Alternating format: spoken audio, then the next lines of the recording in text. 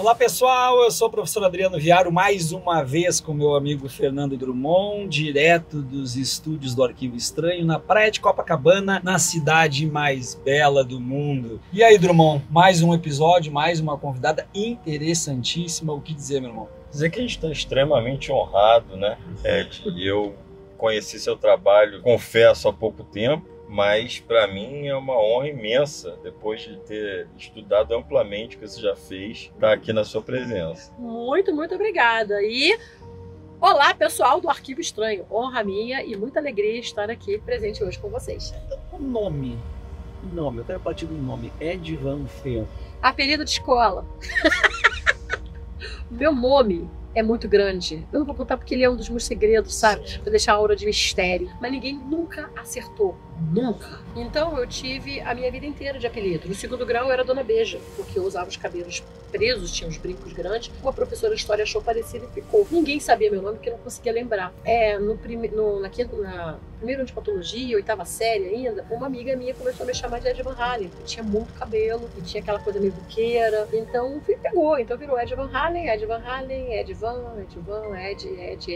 e virou o Ed. E o Ed foi a única... É uma coisa muito carioca. Né? Foi parcelando, você vai parcelando os nomes. E aí virou só Ed. E o Ed era o único que conseguiu lembrar. Era o único. O resto ninguém conseguia lembrar. Então foi o único apelido que me acompanhou por mais tempo. E quando chegou na hora, na verdade, que eu era modelo, pediram para fazer um portfólio, eu tinha que criar um nome artístico. E eu falei, eu vou usar Ed. E aí eu botei o Ed Van Fel, que é o meu sobrenome. Né? E ficou... Eu não gostei muito, eu não achei sonoro, mas eu estava acostumada a ouvir, eu estava acostumada a atender por aquele nome, né? Então eu acabei mantendo ele e ficou meu nome artístico até hoje. E como tudo começou? Como começou? Cara, começou muito louco. Eu comecei com a Olha a Frente, que a gente se juntou para fazer fanzine. Nós éramos um grupo de fãs, nos encontramos, né? Encontrei os meus melhores amigos, o meu marido, que está aqui presente, vocês não estão vendo, ele está aqui. Marido está nos bastidores, galera.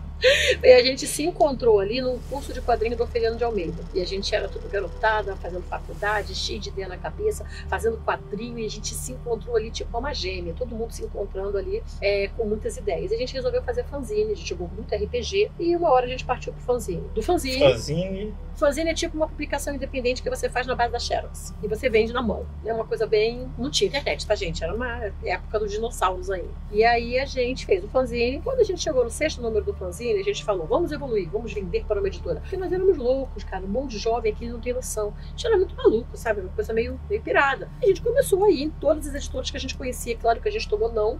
Porque não é assim que as editoras trabalhavam. As editoras trabalhavam com suas equipes, com seus estúdios e com seus núcleos, já dentro da editora. E nós éramos de fora. Só que uma editora em São Paulo era meio maluca também, tinha acabado de surgir, também achou o trabalho legal e comprou a ideia. Começou a trabalhar com a gente, mesmo a gente estando no Rio. Então a gente começou com a Olha à Frente. E a Olha à Frente durou também 6 números, se eu não me engano. Não foi o que a gente esperava que fosse, nem o que eles esperavam que fosse, né? Porque ela era muito maluca mesmo, tinha o seu público, mas ela não estourou. E um dia eu estava na sala de um dos editores e eu vi uma revistinha de anjo. E aí eu fiquei assim, babando, porque eu sabia falar sobre aquilo, eu estudei magia a vida toda porque eu gostava. E aí eu fui lá, né, pra ele, falei, e se eu escrever uma revistinha de anjo? A revista não tinha acabado ainda. Aí ele, como assim? Uma revistinha de anjo, assim, uma revistinha que fale sobre um pouco de magia. Aí, tipo simpatia? Tipo isso. Pode, faz aí. Aí eu, vou fazer. E aí eu fiz esta preciosidade aqui, que foi o meu primeiro livrinho pessoal. E, gente, fui eu que desenhei essa capa aqui. Essa capa realmente amadora, fui eu que desenhei, fui eu que pintei, né? E na época eu fui... Imagina se fosse profissional. Que ideia disso daqui, gente. Isso daqui... eu fiz os desenhos internos e tal, né? E esses desenhos e esses textos eu fiz no computador. Falei para eles, eu não tenho computador. E ele falou, não, faz o seguinte, digita em Word, manda os desenhos separados, manda mais ou menos o que você quer e a gente faz aqui. Isso foi década de 90. Foi 96. Foi em 96 saiu o primeiro livrinho, já durante a Olha à Frente. E aí eu fui, digitei na casa da minha melhor amiga na época, Ana Clara, e desenhei, mandei tudo separado para eles e fez toda escala, e a escala me pagou um valor integral por isso, né?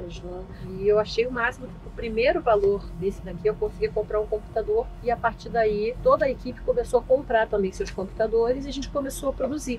Então eu comecei... Foi para as bancas. Foi para as bancas, vendeu bem, por incrível que pareça, apesar desta capa vendeu bem, e aí eu comecei a fazer outras publicações de anjo. Aí já é um patamar. Aí já é um patamar maior, porque aqui a gente já fazia, ó, essa capa acho que fui eu que fiz. Quando tinha degradê com todas as cores, era eu que fazia, porque eu era muito drag queen das minhas capas. Eu fazia muita coisa assim Eu diagramava, isso aqui fui eu. Isso aqui com certeza fui eu. Diagramava ainda. Depois a gente fazia tudo em equipe, né? Mas cada um começou a ir pro seu nicho. Então um foi pra sífilis, o outro foi... Ele fazia livro de piada, né, meu marido, e eu fui pro esotérico, porque eu gostava. Em dado momento, do nada, a gente começou a fazer aquelas revistinhas de signos, astrologia e tal, e a gente fez aquilo por uns 2 ou 3 anos. Simpatia, sonho. Só que de repente a editora do nada fazia assim: não, para de fazer. Do nada. Você não tinha um aviso prévio, então de repente você ficava sem salário, você ficava sem aquele dinheiro para entrar. E aí num desses dias que a gente perdeu todas as revistas de uma vez, eu fiquei tão frustrada, mas eu fiquei tão frustrada que eu falei assim: quer saber? Vou fazer uma coisa que eu amo. E eu tinha tido uma visão de uma capa chamada Wicca, né? Uma capa mesmo, né? E eu vi essa visão e falei: não, preciso escrever esse livro. Eu escrevi. E conforme eu estava escrevendo, sem ainda nenhum pedido para venda, e a capa que eu tinha visto era exatamente essa, era essa imagem, escrito Wicca, e eu fiz, né? Deixa eu te interromper. Sim. Você, como é que foi essa visão? Eu tava dormindo e acordei. E aí apareceu na minha frente essa capa. Entre dormindo e entre acordado. Isso, naquele momento que você está entre dormindo e acordado, quando eu abri os olhos, ela estava flutuando na minha frente, a capa, assim. E aí eu vi essa imagem depois eu achei num livro de pinturas pré-rafaelitas em inglês. Na época o dólar estava R$1, então eu podia comprar. Então fui na Saraiva até, comprei um livrão, tenho até hoje, né? O forro comeu um pouco em volta, mas consegui pegar. E essa imagem era uma das capas, era uma das imagens internas. E aí eu falei: não, eu preciso levar esse livro. Aí eu levei o livro e insisti nessa capa. O meu editor não entendeu, a minha equipe não entendeu. Eu lembro que o Renato mesmo falou: isso aqui não parece uma bruxa, isso aqui não parece nada. Tem que ser tipo uma bruxinha voando numa vassoura com chapéu. Assim. E todo mundo concordou, porque isso aqui não remetia a absolutamente nada. Mas eu cismei, porque foi a visão que eu tive, né? Então eu bati o pé. A escala não era muito também de perturbar, não. A gente falava que era assim, eles aceitavam. E eu mandei pra eles, né? Na verdade eu tava quase no finalzinho e perguntei se eles queriam. Aí ele falou: ó, manda aí. Aí eu não sabia nem o que era. Aí mandei. Aí daqui a pouco, deu mais ou menos um mês, aí o editor ligou. Ele: sabe aquela revista estranha que você fez, a Wicca? Sei, a Wicca. Você faz outra. Eu falei: ah, legal, vendeu? Não vendeu nada. Não vendeu não, mas faz outra aí. Eu falei: opa, beleza, fiz. Aí eu fiz a segunda. Aí daqui a pouco deu mais 30 dias, mais ou menos 20. Aí ele: sabe aquelas revistas estanques que você fez? A Wicca? Sei, a Wicca. Faz outra. Você consegue? Consigo. E aí aconteceu uma coisa dentro da escala. Às vezes a gente começava um projeto e outra pessoa assumia depois que o projeto estava andando. E aí o projeto morria. E isso aconteceu com tudo que a gente começou. A gente começou um projeto de ervas e plantas que curam, alguém assumiu. A gente começou a primeira revista de dança do ventre no Brasil, alguém assumiu. Então sempre que chegava no 4º número, 3º número, alguém assumia. Eu falei: ninguém vai assumir não. Eu vou fazer o Wicca. Assim, eles não vão ter mais como botar outra pessoa. E aí eu comecei a escrever que nem uma desvairada, porque eu tinha muito conteúdo. Eu estudei magia a vida toda, porque eu comecei a estudar magia, sei lá, devia ter uns 12 anos, 13 anos, comecei a ler sobre isso. Então eu comecei a estudar. Eu tinha muito conteúdo dentro de mim. E nunca tinha contado pra ninguém, porque ninguém tinha interesse, eu ia falar pra quem? Eu fazia tudo sozinho. Então eu consegui, né, comprava muitos livros e tal, então eu consegui fazer um monte de Wicca só com o conteúdo que eu já tinha pra mim. Depois, claro, eu tive que ir estudando mais, né, pra ir complementando e tudo mais. Pegava muito livro do estrangeiro, porque eu já sabia inglês nessa época, né, então foi mais fácil pra mim, porque eu pegava muito material do exterior. E aí a Wicca foi indo, e eles nunca pediram, também nunca cancelaram. E aí eu fui mandando. Às vezes mandava 2 por mês.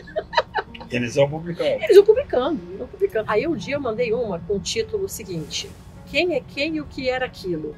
Um guia místico, não, um guia ilustrado de criaturas invisíveis. E aí o meu diagramador, que era o Rick, falou assim: de se publicarem isso, é a prova de que eles vão publicar qualquer coisa que tu mande. Publicar. Assim, porque era uma capa meio louca, né? E tinha todas essas imagens pré-rafaelitas que eu gostava muito. E é uma coisa que eu não esperava que alcançasse o público. Eu achei que realmente ia ser o número 1. Ela causou muita muita confusão também, né? Porque muita gente não gostou, mas aí era um problema mais deles do que meu. E depois, só para fechar aqui a carreira, a gente começou a lançar pela nossa editora nossos próprios livros. Então esse foi o meu primeiro livro, que é o Portal, que é baseado numa história real do último caso de bruxaria que aconteceu na França. Um padre foi acusado de bruxaria, mas na verdade ele era um padre pegador. E os homens estavam com pau da vida com ele, que ele pegava a mulherada toda da cidade, né? E acabou que ele teve um destino trágico e eu acabei recontando essa história com dados históricos, mas seguindo pro lado da ficção, que é uma viagem no tempo. E a gente começou também a publicar livros de Wicca, de magia, livros que eu gostava, né? Livros que tinham o tema que eu gostava. Começamos a lançar como nossos livros, como livros de livraria. E esse aqui seriam os mais recentes até. Esse aqui que é o Deusas Negras, que é o que mais sai pela Amazon. É um campeão de vendas na Amazon, que é o Deusas Negras, que é um dos únicos livros que falam sobre as deusas que foram esquecidas, porque são deusas da guerra, deusas da morte, deusas do submundo, do abismo. E é Hecate, Sekhmet. Lilith estaria nesse contexto? Eu nunca falei de Lilith. A Lilith nunca me chamou a atenção. Aqui eu falei mais de Hecate, que eu gosto muito dela, de Kali, que foi a primeira que eu trabalhei, de Sekhmet, de Morrigan. Então tem outras deusas, Babit, tem uma lista aqui de deusas, mas aqui eu me concentro, né, naquelas que eu já trabalhei mais diretamente na magia. Então esse aqui é um livro que deu muito trabalho para fazer. Eu sofri, eu penei um pouquinho para fazer esse livro, foi um dos mais difíceis. E às vezes eu dou uma relida e fico espantada, porque, modéstia à parte, ele tem realmente um texto muito bonito, porque ele também fala muito sobre fim, né? Fala muito sobre você lidar com certos momentos da sua vida que são dolorosos, porque é para isso que servem as deusas negras. E eu também traduzi o Bardon, Franz Bardon, que é o maior mago do nosso século, né? Do nosso tempo, na verdade. E o Franz Bardon, eu peguei o direito de publicação dele, a gente fez esse daqui, fizemos o trabato, vamos relançar, estava para relançar, mas aí nós tivemos imprevistos e o pessoal lá da República Tcheca, né, são super bacanas, né, eu trato direto com eles, né, e não, a gente compreende, eu sei que é difícil recompor tudo, a gente espera, então a gente já vai relançar no ano que vem as novas edições, tanto do Magia Prática como do Trabato, para já pensar em fazer a tradução dos 2 últimos livros restantes, para a gente fechar essa saga do Bardon. E esse aqui eu vim para mostrar que foi também uma das obras que mais deu um público renovado, que é o Lua das Fadas, que fala bastante sobre essa parte de fadas, de magia, de anjos, e que saiu, né, nasceu muito rápido, nasceu em poucas semanas, né, ilustrado pela Carolina Milhos, mas que também deu uma visibilidade muito grande, muito boa para essa parte de ficção dentro da fantasia, que tanto eu quanto o Renato escrevemos pela Linhas Tortas até hoje. Pela primeira vez ela saiu pela Escala, depois a gente começou a fazer por conta própria, pela nossa própria editora. Então foi assim que tudo começou. E foi um grande começo, né? Então, hoje falar de magia no Brasil, claro que não só no Brasil, mas vou me centrar no Brasil. Hoje falar de magia no Brasil não é a mesma coisa do que era falar de magia nos anos 80, nos anos 90 ou até antes da nossa geração. E é por aí que eu quero entender quais eram as dificuldades, ou se existiam preconceitos, se não existiam preconceitos, de abordar a questão da magia nos idos dos anos 90, nos idos dos anos 80. Não em relação ao mercado editorial. Em relação à vida mesmo. Em relação à vida, à família, aos núcleos. Chegar e dizer, eu sou bruxa. Ou não se dizia que era bruxa. Ou eu sou Wicca, o que é isso? Isso aí não é coisa de Deus. Esse tipo de coisa. Tu tem algum relato sobre isso? Tem o engraçado que quando eu comecei a estudar magia, eu sempre tive clareaudiência. Então eu sempre me senti muito bem acompanhada, né? Porque eu ouvia as vozes que, com muito bom humor, me indicavam certas coisas da vida e depois me passavam comprovação me indicando livros. Livros sempre foram meus melhores amigos. Então eu sempre frequentava a biblioteca. Não tinha livraria na minha cidade. Eu morava longe, então eu fui ter mais acesso à livraria e até a biblioteca mesmo, um pouco mais no fim da adolescência. E assim, eu não sentia necessidade de falar para ninguém O que eu estava fazendo, estudando, lendo, eu nunca senti. Então eu estudava, eu fazia as minhas magias, eu acendia o meu caldeirão e eu adotava os resultados, era uma coisa meio alquimista mesmo, fazia assim as poções, tudo na base da clareaudiência, na base de alguns estudos, que não eram tantos porque eu não tinha acesso, mas eu não me sentia compelida a falar sobre isso. Não era medo de intolerância nem nada, eu apenas não sentia vontade, porque eu achava que era uma coisa que as pessoas não teriam interesse. Então era como se de repente eu começasse a falar do nada, assim, sobre, sei lá, química. Mas sim, as pessoas não são químicas, por que eu vou falar de química? Então eu não via por que eu ia falar disso. E a minha mãe, quando ela começava a ver, minha mãe foi da Umbanda, depois foi pro Candomblé. E quando um dia ela perguntou, mas o que é isso que você tá falando? Eu falei, magia, porque eu sou uma bruxa. Ela falou, Deus me livre, não fala isso. Ela tava no Candomblé que matava galinha. Assim, nada contra, tá? O Candomblé matar galinha, porque eu sei que é uma parte da cultura e é uma parte da tradição, não tenho nada contra. A questão é que ela estava num rito que eu achava que era mais complexo de compreensão do que o que eu estava fazendo, talvez porque eu estivesse mais dentro da magia, menos dentro do Candomblé. Então, para mim, o Candomblé era difícil, era diferente de ver.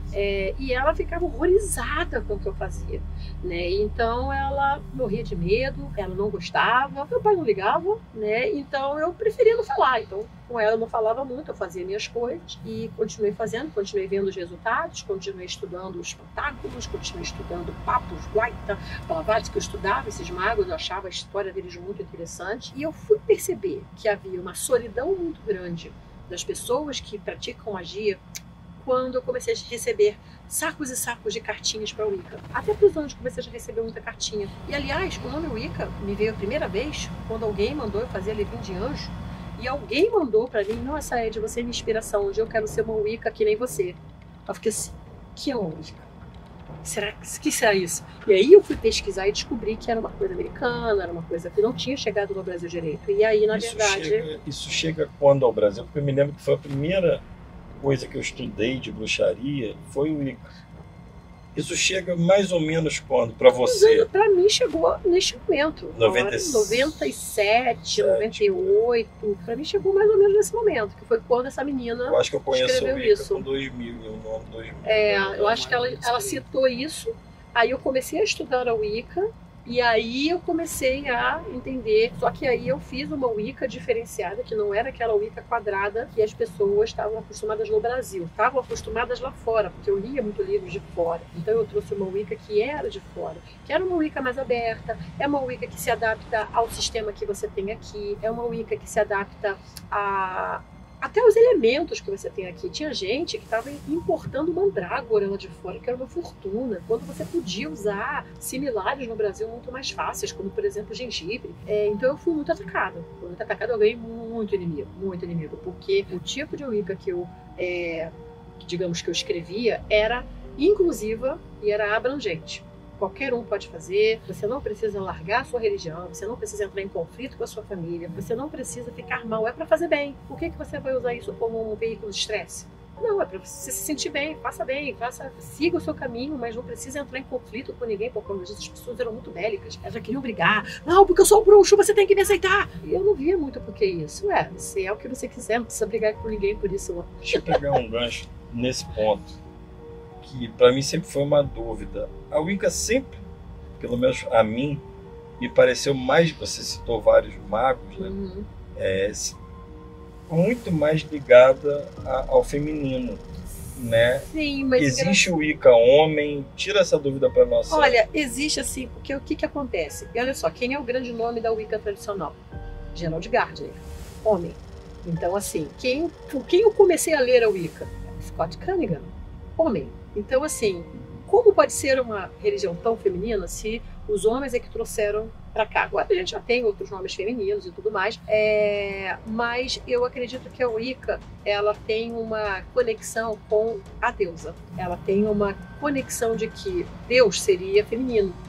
né? Ou que seria realmente uma entidade cósmica que teria as duas sexualidades, por exemplo. Seria alguma coisa que nossa mente não consegue conceber por enquanto. Mas a gente acaba concebendo que a deusa, que é uma coisa feminina, porque é que dá vida, é a terra, que é a conexão com a natureza e tudo mais. Isso leva realmente ao sagrado feminino, isso leva também aos homens a despertarem o seu sagrado feminino, porque o que acontece é uma pequena distorção aí. O que acontece? Não é que a Wicca é para mulheres. A Wicca, ela realmente consegue trabalhar bastante o lado yin, o lado feminino. Só que todo mundo tem, homens e mulheres têm um lado feminino, homens e mulheres têm um lado masculino, porque você não anda por aí pela metade. Nós temos que ter direita, esquerda, dentro e fora, em cima e embaixo, feminino, masculino. Todo mundo tem que ter as duas coisas, é impossível não ter as duas. E é isso que as pessoas confundem, as pessoas acham que é uma coisa sexual, acham que tem a ver com o seu corpo físico. Então eu sou um homem, digamos assim, mas eu me sinto uma mulher por dentro, então o que eu sou? Não importa o que você é, porque dentro você é as duas coisas, você sempre vai ser as duas coisas. E a Wicca vai abraçar todas essas pessoas, ela vai abraçar todo mundo que se sentir homem, mulher, trans, gay, lésbica, simpatizante, não importa, ela vai abraçar todo mundo, porque ela não se importa com o seu corpo, ela se importa com a sua alma, e a sua alma sempre vai ter as duas polaridades. Não existe alma com uma polaridade só. É como você dizer que existe um dentro sem fora. Não existe. Aponta uma coisa que tem dentro, não tem fora. Não tem. Entendeu? Então, é basicamente isso. Eu tenho uma dúvida muito grande, que é em relação às representações cinematográficas e de séries a respeito, não vou dizer de Wicca, mas de bruxaria em si. Sim. Não só as representações do medievo europeu, como as contemporâneas também. Então, se a gente falar em bruxaria, as pessoas logo pensam um ambiente lúgubre, um ambiente escuro, com um caldeirão saindo fumaças roxas, verdes e amarelas, uma bruxa com uma gargalhada estridente. Algumas crianças vão imaginar até a personagem do Chaves, a bruxa do 71, naquele episódio clássico que eles entram atrás do Satanás, que é o gato dela, e tudo mais. O que tem de verdade, o que tem de mentira, se é que tem alguma coisa de verdade, se tem alguma coisa de mentira, para que a gente possa introduzir o assunto magia em si. Vamos partir das representações. Ok. Existe, lembra que eu falei que não tem dentro sem fora? Não tem em cima sem embaixo? Então, a gente não tem só uma magia lúgubre, escura, sombria, medieval, mas temos esse lado também. Inclusive, quando eu comecei a ir para a parte presencial, porque antes eu só escrevia, e como as pessoas estavam com dificuldade de entender quem eu era, às vezes achavam que eu era várias pessoas fazendo o mesmo livro, porque era muito conteúdo com uma pessoa só. Então as pessoas estavam com dificuldade. Eu resolvi começar a combinar o Icanic com as pessoas. O Icanic era aqui na Quinta da Boa Vista. E juntava mais de 100, 150 pessoas e a gente fazia um ritual grandão. E comecei a ser convidada para certos eventos. E aí alguém me chegou com um vestido medieval. Feito pra mim, né? E eu adorei aquele vestido, eu tenho até hoje, e uso até hoje o vestido, que eu ando sozinha. E eu comecei a usar vários vestidos no mesmo estilo medieval, porque eu me identificava com esse estilo de bruxaria medieval. Não era lugo e tudo mais, mas era uma coisa meio de Avalon, uma coisa meio romântica, digamos assim. E até aquele momento, as pessoas se apresentavam com um manto preto, um capuz preto, assim, roupa preta e um capuz preto. Era o padrão, você olhava as fotos e era exatamente assim que elas se apresentavam. Então eu levei e começaram a me chamar por causa disso de Pink Wicca, porque eu era uma Wicca colorida. Eu ia de vermelho, eu ia de rosa, eu ia de azul, eu ia de roxo. E as pessoas começaram a seguir essa tendência. Então pessoas começaram a copiar os modelos de vestidos, que esses vestidos eram exclusivos, e a partir dali você pode observar várias pessoas utilizam o mesmo tipo de vestimenta colorida, mais feérica, mais a ver com fada, mais a ver com o estilo medieval e o estilo de Avalon. Então eu acho que existe sim essa ligada, essa puxada para a época medieval. Sobre essa coisa mais sombria e mais iluminada, existem as duas coisas. Você pode sim fazer uma magia linda, maravilhosa, no meio-dia, num parque lindo, e ainda assim você está focado em destruir uma pessoa. Ou seja, é uma intenção sombria e nefasta num lugar lindo e iluminado, cheio de florzinha. Assim como você pode estar num quarto escuro, vestido de preto, olhando para o caldeirão colorido e estar ali eliminando coisas negativas ou então buscando prosperidade. Então, o visual, ele não quer dizer exatamente o que está acontecendo. É claro que ele dá os sinais, mas ele não é o bastante para você saber qual é a intenção daquela pessoa. Então, a magia mesmo, a real, você tem as duas. Você tem uma magia que pode ser mais, digamos assim, sombria, que são as magias de banimento, exorcismo, proteção e às vezes até de ataque, porque tem muito mago da Wicca. Não pense que a Wicca é legal e ninguém ataca ninguém. Nesse meio todo mundo ataca todo mundo. Então é um meio complicado também. Então existem sim esse lado mais obscuro. Tem um lado que eu acho que é o lado mais comum para todo mundo, que eu acho, né, assim, minha percepção, que é realmente você fazer da magia e da bruxaria o teu dia a dia. Quando eu vou cozinhar, eu estou encantando o meu alimento. Eu estou fazendo mantra, eu faço um símbolo com uma varinha ou com minha colher mágica. Quando eu vou fazer um mantra, eu estou fazendo um tipo de magia. Quando eu faço visualização quietinha lá no meu canto, é um tipo de magia. Então você tem outros tipos de magia em que você faz as coisas de uma maneira muito mais suave, de uma maneira muito mais iluminada. E a magia é do mesmo jeito. E qual é a mais poderosa? Depende da pessoa que está fazendo. A pessoa, às vezes, ela pode fazer uma magia mega com fogo, não sei o que, e ela não tem poder nenhum. Então aquilo dela ali vai ser só um... Agora você pode ter uma pessoa que tem muito poder, ela faz assim e ela consegue um efeito rápido. Depende do poder. E o que dá o poder para a pessoa? Prática e experiência. Por isso que não dá para você acreditar, ou pelo menos colocar todas as suas fichas numa pessoa que tem, sei lá, 6 meses de estudo. Não, ela precisa praticar, ela precisa treinar a energia. É como você cobrar, por exemplo, de uma pessoa que ela vá lá para uma academia e ela fica lá por 3 semanas. Aí você já quer que ela levante peso, já quer que ela corra maratona. Ela às vezes não tem o físico para aquilo, ela precisa treinar mais. E energia é a mesma coisa, a gente tem que treinar. Eu costumo falar isso para as pessoas. Eu tinha muitas pessoas assim que às vezes me escreviam com disruptura da realidade. Pessoas que falavam assim: Ed, eu estou aqui lendo o seu livro, se eu praticar magia em um mês, eu consigo controlar o tempo porque eu queria fazer o meu casamento ao ar livre e eu não queria que chovesse.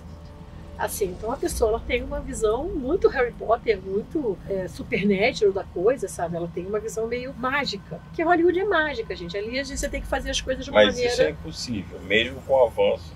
Não é possível. Bardon faz. Bardon fazia isso direto. Eu consegui controlar o tempo, eu consegui afastar a neblina, e eu não era mega. Eu consegui com conhecimento básico, mas eu já tinha energia treinada. Então, é possível controlar o tempo? Mas não um mês, não um pouco tempo, não sem treinamento. Você precisa ter treinamento para poder fazer uma magia dar certo. Não é só você unir os elementos e fazer as palavras certas. Aquilo é o treinamento da energia. Você faz isso, sua energia vai ser treinada, você vai fazer de novo, e de novo você vai aprender outra coisa, você vai no astral trabalhar, vão trabalhar com você, e uma hora você vai estar potente, você vai estar bom, você vai fazer coisas realmente milagrosas, coisas fantásticas. E até você vai ficar assim, uau, eu fiz isso tudo, entendeu? Então dá pra fazer sim. Deixa eu te fazer uma pergunta. Eu tava lendo aqui, eu acho que é muito... vai em encontro ao que você falou. Por exemplo, ritual para vencer inimigos, causas justas. E tem uma série de passos aqui. Quem quiser pode ir lá na Amazon, né? Sim. Deusas Negras, comprar o livro. Qual é o limite dessa causa justa, né? Porque eu posso achar que você é meu inimigo. Sim. Na minha visão tem o seguinte, tem a minha verdade, a sua verdade e a verdade. Sim. A verdade que existe. Sim. Então, qual é o limite para um mago ou uma bruxa saber não afetar a vida da pessoa para o mal e o livre-arbítrio dela, afastando o inimigo ou trazendo uma pessoa que se ama? Sim. São duas perguntas diferentes, tá? Então a primeira que eu vou responder, vou começar pelo fim, fala do livre-arbítrio. Muita gente também já me procurou falando, não, mas eu amo o fulaninho, gente. Eu amo ele tem que voltar pra mim. Eu falei, cara, fila anda. Assim, sempre não voltou porque ele não ama, então foca a vida. E a pessoa não aceitava. A pessoa entrou em processo complicado de chegar a nível de suicídio mesmo, tentar realmente alguma coisa perigosa. Não foi, tá? Graças a Deus não foi. Mas existe ali uma obsessão. Isso não é amor, isso é obsessão. E a obsessão tem que ser tratada. Muitas vezes com terapia, psicólogo, psiquiatra, medicamento, porque depende do nível que essa pessoa já está. Nem tudo a magia vai dar jeito, porque vai depender do momento em que você está. Às vezes está bem no comecinho, no processo obsessivo, dá para você fazer um monte de magia e matar esse processo antes. Mas se você já está lá longe, tem que ir para química, tem que ir para profissionais da saúde que vão te ajudar. A medicina não está aí como nossa inimiga, não. Ela tem que ser a nossa auxiliar, tem que ser nosso complemento. Então, o livre-arbítrio, ele sempre tem que ser respeitado em qualquer magia, não só na Wicca. Qualquer magia, você não pode atropelar o livre-arbítrio do outro. Então, eu não posso, por exemplo, fazer uma magia para tirar o seu emprego só porque eu quero a sua vaga. Eu não posso fazer uma magia para tirar a sua esposa do circuito porque eu estou interessada em você. Não é nem que eu não possa. Poder Tem, porque eu tenho livre-arbítrio. Então, meu livre-arbítrio me permite fazer qualquer coisa. Porém, na hora que eu interfiro no seu livre-arbítrio, eu estou pagando 3 vezes 3, porque isso vai contra as leis universais. Por isso que é importante estudar antes de sair fazendo magia. Mas consegue e depois paga, é isso? Às vezes não consegue, depende muito da permissão que a pessoa tem, porque você tem que considerar que todo mundo tem uma proteção, mesmo quem não pratica magia. Todo mundo tem um nível de proteção, um escudo, uma aura, um guardião, de qualquer egrégora. E às vezes você até tem, mas tem, porque você tem merecimento. De outras vezes você já trouxe, esses seres estão ali te acompanhando. Às vezes você não tem. Depende de quem você está atacando. Se você ataca uma pessoa que tem uma super proteção, aquilo volta na sua cara, explode na tua cara, tu não sabe nem o que te atingiu. Agora, se você não tem essa proteção e você derrubou aquela pessoa que não tinha proteção, você vai receber de volta todo o mal que você causou a ela 3 vezes ou 3 vezes 3. Por que 3 vezes? Uma vez é a energia que você usou sua. 2 vezes a energia que você usou para fazer o mal. Pode ser um elemental, pode ser uma energia planetária, pode ser uma divindade. Ela não vai pagar, quem vai pagar é você. E a 3 é a divindade mesmo, que fez a união dessas forças para você conseguir fazer sua magia. Isso em qualquer sistema, tá? É só você, é bem básico mesmo. Então, são 3 forças que você está usando. Na hora que você manda uma pedrada, você volta 3 pedradas para você. Eu sempre falo para os meus alunos, se você está irritado com alguém, por favor, não faça magia contra essa pessoa. Você vai lá, discute com ela, joga um copo d'água na cara dela, joga uma cadeirada nela. Você vai pagar menos se você for se entender na delegacia do que se você fizer uma magia contra ela. Porque na magia você vai pagar 3 vezes. Aí o 3 vezes 3 vezes 3 vezes 7 mil... depende do estrago que você causou. Porque se você derrubou uma pessoa e aquela pessoa sustentava uma família ou uma empresa e aquela empresa tinha vários funcionários que sustentavam famílias e, enfim, você causou um estrago ali muito maior porque você derrubou uma pessoa só por causa do seu ego, sua ambição, enfim, não sei, todo aquele mal vai voltar para a pessoa. Então a pessoa tem que estar ciente de que ela vai assumir uma carga. Nunca ataque ninguém, gente. Vamos lá, tenta resolver na conversa. É melhor você brigar e parar na delegacia do que você assumir depois a conta de pagar 3 vezes 3 vezes 3 exponencialmente. Nunca é bom, tá? A magia, ela faz coisas fantásticas, mas tem que saber usar e o principal é controlar o ego. Porque na maioria das vezes, quando você faz bobagem, é o ego. Não é amor. Você não está apaixonado se você vai tirar o livre-arbítrio do outro. É ego. Não é ganância ou ambição quando você quer tirar a pessoa do lugar para ter o lugar dela. É ego. Então você tem que controlar o ego para poder fazer escolhas mais sábias. Você me perguntou sobre como é que a gente vai saber se a causa é justa. A minha causa é justa? Pode ser para mim, mas talvez para você não seja. Quando a gente faz uma magia focada na justiça, focada na causa justa, e tem uma frase que eu sempre coloco nos encantamentos que é: se for da vontade da divindade, se for da vontade divina. Quando você coloca esse termo no contrato, você está deixando a decisão final, a decisão final não é minha não. Porque se a pessoa tem muito ego, ela não vai falar isso. Ela vai querer o que ela quer. Ela não vai dar essa opção. Se ela não der essa opção, vai ser como ela quer. Ela vai ter o que ela quer. Só que pode não ser o resultado que ela espera. Agora, quando você coloca na mão da divindade, ela decide no final até a melhor maneira daquilo acontecer, porque às vezes a pessoa, ela tá pedindo errado. Às vezes ela tá pedindo, por exemplo, um namorado, ela tá pedindo um namorado que é o fulaninho, o Juquinha, ela quer o Juquinha. Tem uma pessoa muito melhor para ela. Na hora que ela fala, eu quero que o Juquinha volte para mim, já é ruim porque é manipulativo que tá usando o nome. Não deve. Mas vamos dizer que ela fez isso e colocou no final. Se for da vontade da divindade, a divindade falou, graças a Deus, não é da vontade da divindade, vamos direcionar uma pessoa melhor para essa pessoa aqui, para essa quem tá pedindo aqui. Aí não voltaria para ela. Não volta porque ela não vai conseguir o Juquinha, vai vir uma outra pessoa, vai vir uma outra situação, ela não vai ter aquilo de volta. E é a mesma coisa quando você faz um feitiço de ataque. Você só faz um feitiço de ataque, eu só consideraria um feitiço de ataque, se a sua vida ou a dos seus está em perigo e você não tem como se defender no braço. Aí tem que ser um caso muito, muito, muito específico. De resto, eu vou sempre preferir a defesa, que a defesa você se defende, é diferente de proteção. A proteção, você está protegido de qualquer coisa que possa vir. A defesa, bateu, voltou. Ou bateu e foi para a fonte universal. Mas ela vai... A defesa, você já foi atacado. Você tem que defender. E você vai decidir na hora se você vai querer devolver para quem? Para o remetente. Ou se você quer devolver para a fonte universal. Também é viável, é possível. É de bom tom, né? E você vai fazer essa escolha. Basicamente é isso. Duas perguntas na verdade. A Wicca em relação à bruxaria, se a Wicca é sinônimo de bruxaria ou se é uma parte disso. E a segunda pergunta que eu queria que tu emendasse na resposta já, existe o processo de conversão ao Wicca ou a pessoa se percebe Wicca? Boa pergunta.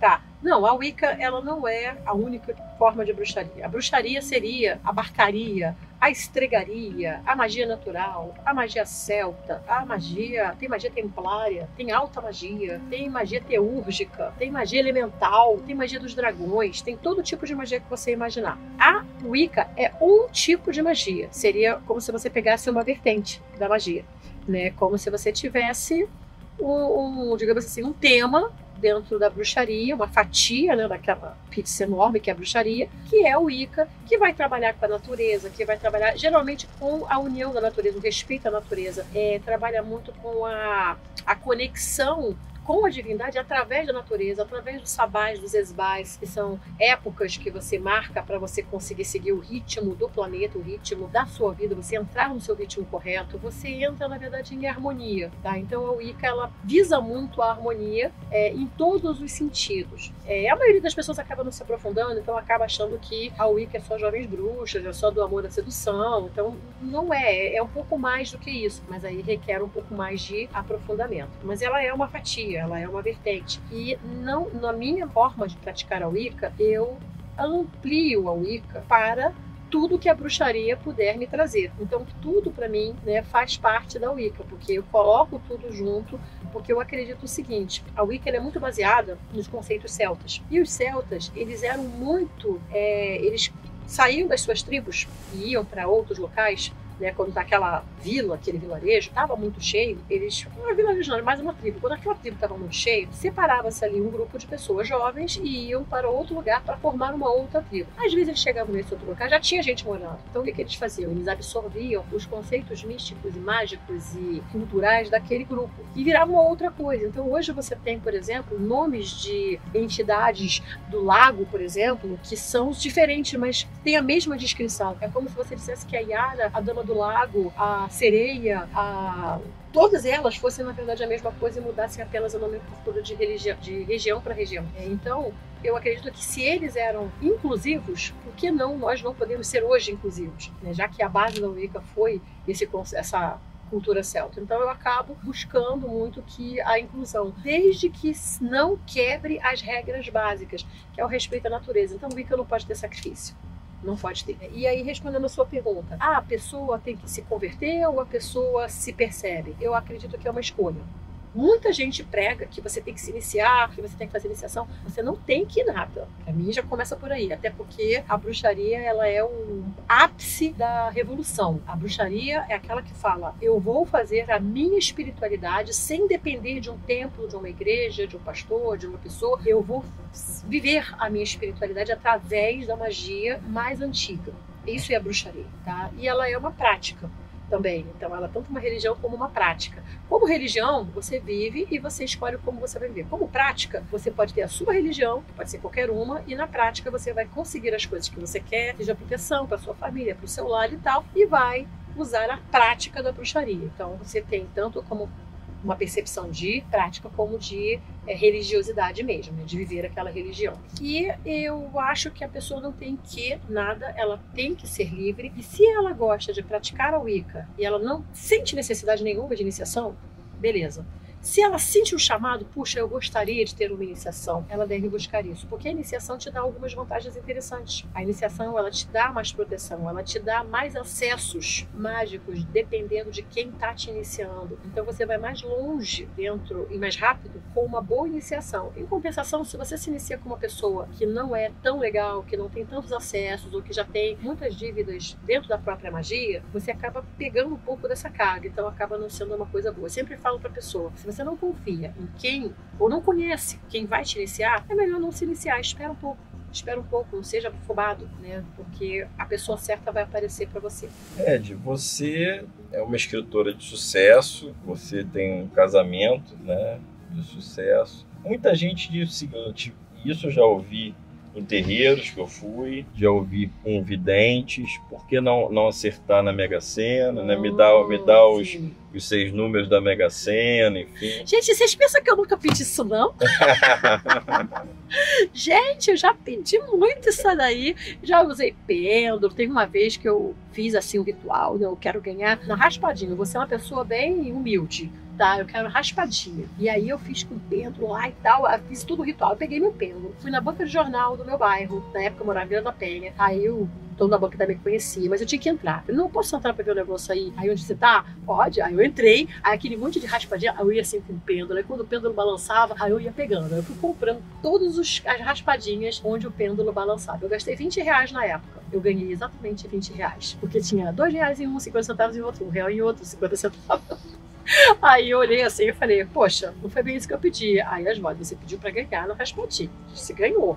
Não pede mais nada não. Então assim, eu nunca pedi. O que eu acredito, pelo menos o que elas me explicaram, é que o ganhar na loteria faz parte do Dharma ou do Karma de pessoas. Há pessoas que vieram predestinadas a ganhar na loto, na Mega Sena, seja lá o que for. E quando você usa magia especificamente para isso, você está interrompendo o karma de outra pessoa, porque não dá para todo mundo ganhar na loteria ao mesmo tempo, né? Não tem como todo mundo ganhar no mesmo valor, digamos assim. Então, você é eu costumo dizer que ele é um tipo de magia burocrática. Assim, é uma magia que é mais complicada para você pedir. Mas você pode usar a magia para fazer jogos menores. Tem um livro chamado... eu esqueci o nome. É o Pêndulo. Radiestesia. O nome dele é Radiestesia. O nome é Duende Bagor. Acho que é Duende Bagor. E ele conta que ele conheceu um amigo dele que era bem mais velho, que não trabalhava. Ele usava o pêndulo para escolher os cavalos que iam ganhar todo domingo. E aí ia lá, apostava, ganhava e usava aquele dinheiro para viver normalmente. E ele, para ele não funcionou, porque ele se sentiu tão culpado de ter feito aquilo, que ele ganhou um dinheiro, mas ele esqueceu a jaqueta no bar que ele perdeu a jaqueta, que era o mesmo valor que ele ganhou. Então ele considerou que não era para ele, mas ele não acredita que não pode para todo mundo, é uma questão dele. Ele tinha uma trava com isso. Então eu acredito mais do que ganhar na loto, né? Acho que você pode dar uma chance para sorte. Quando você for jogar, joga um bilhete, não gasta uma fortuna, porque se a sorte tiver que te achar, ela vai te achar com um bilhete. Agora, pede prosperidade, que geralmente é o que eu peço, né? Eu cansei de ficar pedindo para ganhar na loto, porque não acontecia. Então, eles tinham que ficar rindo da minha cara, né? Então a gente fez com o pêndulo já, todo mundo reunido numa casa de praia para tentar acertar uma mega acumulada, né, e tal. E o pêndulo fazendo hora com a nossa cara. Então eu falei assim, eles não vão dar isso, porque não faz parte do nosso karma ganhar na loteria, pelo menos não nesse momento. Então eu deixo a porta aberta, de vez em quando você vai lá, faz uma fezinha, né, porque é bom, mas o que eu penso é a prosperidade, a abundância, né, e principalmente através do trabalho, porque quando você pede dinheiro, você não pede como. Você pede o dinheiro, o universo que lute. Assim como se você pede uma viagem, na primeira vez que eu queria muito conhecer a Europa, eu queria muito conhecer terras celtas antigas e tal, não tinha dinheiro. E aí eu falei, vou pedir a viagem. Comecei a fazer o pedido. E acabou que eu servi de guia para uma viagem para a Irlanda, que depois virou Irlanda, Inglaterra, que depois virou Irlanda, Inglaterra, Glastonbury, Escócia, que vai ter de novo agora em 2024. Então, eu consegui um pedido sem necessariamente, eu não pedi dinheiro para viajar, eu pedi a viagem. O universo deu um jeito da viagem que você quer. Aqui está o jeito que a gente achou para você fazer a viagem. Então, na magia, você pede o que você quer. Você não pede o dinheiro ou como. Ah, não, eu quero 1 milhão da Mega Sena, eu quero 1 milhão daquela causa que eu tenho contra a Caixa Econômica, eu quero... Não, você não pede como. Porque às vezes aquela causa, por mais justa que possa ser para você, por algum motivo ela pode encrencar para você.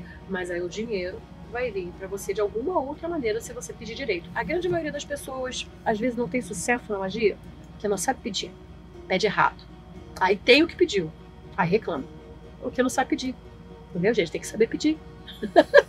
E dessa forma a gente encerra esse brilhante episódio com o Edvan Feu. Eu peço que vocês se inscrevam, curtam, compartilhem, mas compartilha mesmo, manda até para a família, para o primo, para o pai, sabe aquele tiozão no domingo que não se interessa por esse tipo de tema? Manda para ele também, vamos tentar abrir a cabeça das pessoas e levar o Arquivo Estranho para o maior número de pessoas estranhas ou que não se julguem estranhas, mas são e não sabem. Eu sou o professor Adriano Viari e junto com o Fernando Drummond conduzimos essa belíssima conversa com a nossa querida Edvan Feu. Muito obrigado. Ed. Muito obrigada, meninos. Obrigado a você. E fica só o recado, né? que a humanidade sempre teve medo de mulheres que voam. Então, Ed, muito obrigado. Muito obrigada, pessoal. Tchau, gente. E beijo, pessoal do Arquivo Estranho. Espero ver vocês de novo. Você também pode se tornar membro do canal, enviar superchat e também nos apoiar através do site www.apoia.se/Arquivo Estranho. Se você não gostou desse vídeo, mande para alguém que goste. De qualquer maneira, a gente conta com você.